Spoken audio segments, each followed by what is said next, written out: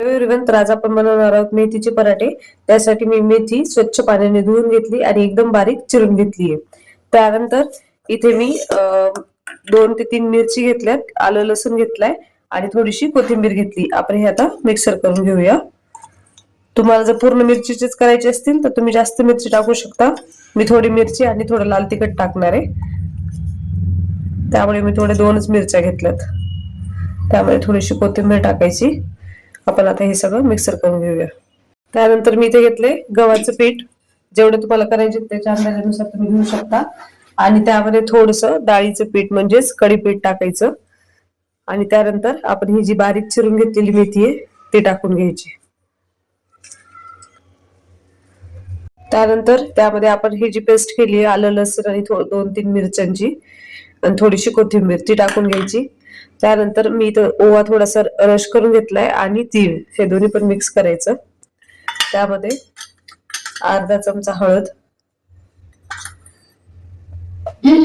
1 चमचा लाल तिखट, कारण मी मिरच्या टाकल्यात म्हणून मी थोडस कमी तिखट टाकतेय, आणि त्यानंतर चवीनुसार मीठ. हे सगळं आपण आता मळून घेऊया.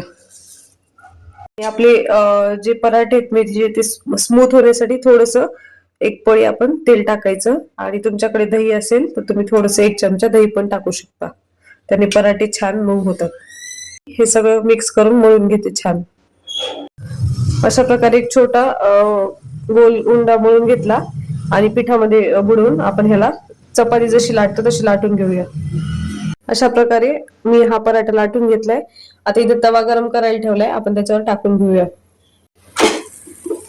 अशा प्रकारे आपला हा मेथीचा पराठा आपण शेकायला ठेवलाय. आता छान प्रकारे याला दोन्ही बाजूनी तेल लावून शेकून घ्यायचं. अशा प्रकारे साईडने शेकून झालं की याला आपण असं तेल लावून घ्यायचं. तुम्ही बघू शकता किती छान प्रकारे आपले हे मेथीचे पराठे तयार झालेत. एकदा नक्कीच ट्राय करा आणि जर तुम्हाला आवडले असेल तर कमेंटमध्ये सांगा की कसे झालेत. थँक्यू.